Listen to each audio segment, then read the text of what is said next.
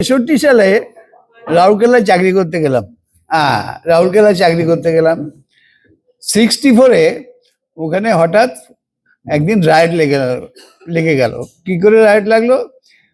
তখন বাংলাদেশ থেকে উদ্বাস্তুরা যাচ্ছিল দণ্ডকারণ্য।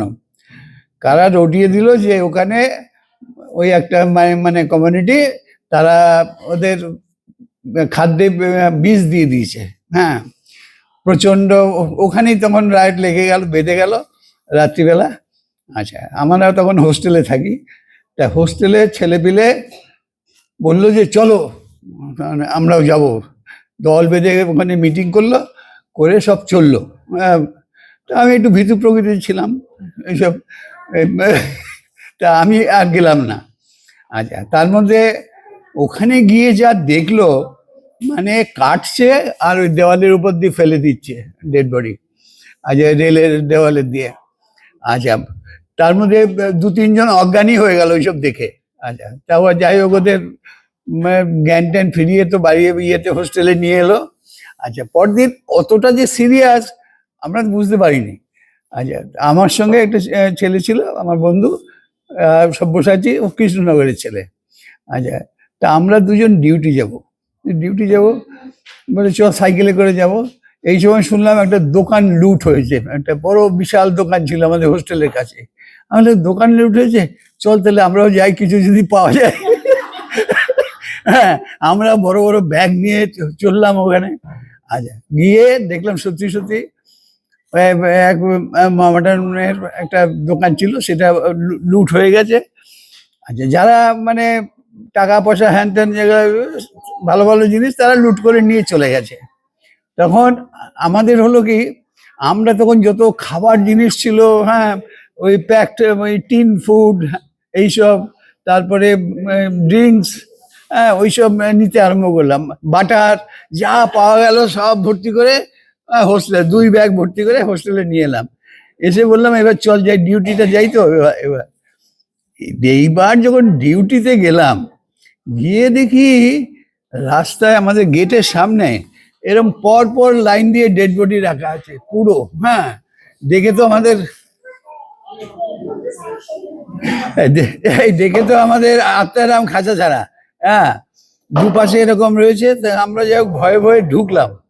আচ্ছা, ঢুকে দেখলাম যে সারা প্ল্যান্টে, অত বড় স্টিল প্ল্যান্টে একটা লোক নাই। হ্যাঁ, তা আমাদের এক বস ছিল সান্যাল, সেই সান্যাল মশাই বললেন যে আমি কোনো ইয়ে নিতে পারবো না, তোমাদের ইয়ে রেসপন্সিবিলিটি, তোমরা ব্যাক করে চলে যাও। হ্যাঁ, আচ্ছা, তা আমরা তখন সাইকেল করে আবার ব্যাক করছি।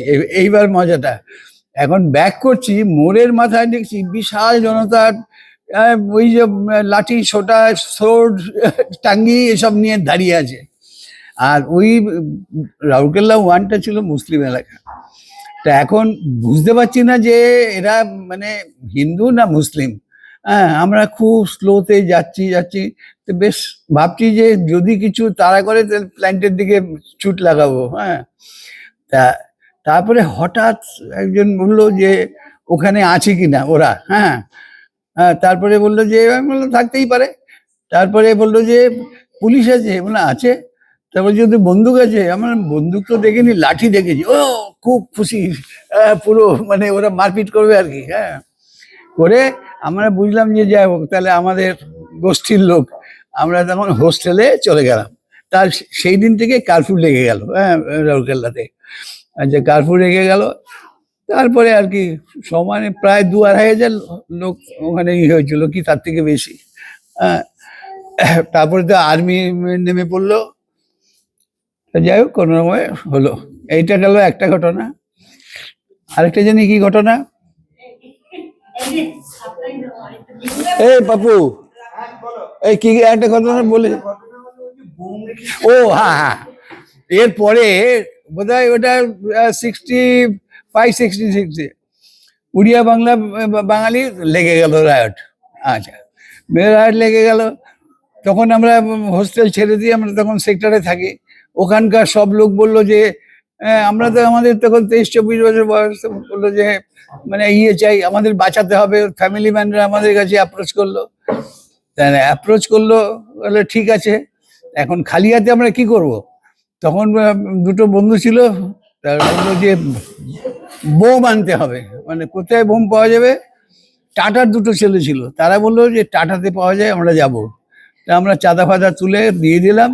বোম তো দু ব্যাগ চলে এলো, এসে আমার কোয়ার্টারে রাখলো।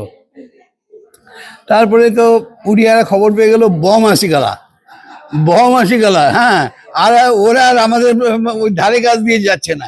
আচ্ছা, যে বোম যদি মেরে দেয়। তারপরে তো ওখানে সেকেন্ড টাইমও আবার আর্মি নামলো, নেমে শান্ত শান্ত করলো। এইবার বোম দিয়ে কি করব আমরা। আর যারা মানে এনে দিয়েছিল, তারাও কোনো ইন্টারেস্ট নিচ্ছে না। তারপরে একটা বড় বালতি ছিল, জল ভরে একদিন ডিউটি যাওয়ার পথে ওইটাকে নামিয়ে দিলাম।